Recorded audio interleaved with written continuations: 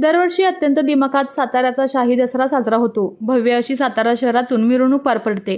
त्यामध्ये हत्ती, घोडे, उंट, पारंपरिक वाद्य तसेच पारंपरिक वेशभूषेत सातारकर तल्लीन होऊन या शाही दसऱ्यात सहभागी होतात।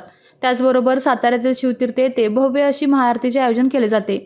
मात्र यंदा या शाही दसऱ्याचा खर्च पूरग्रस्तांसाठी देण्याचा क्रांतिकारक निर्णय छत्रपती उदयनराजे भोसले यांनी घेतलेला आहे।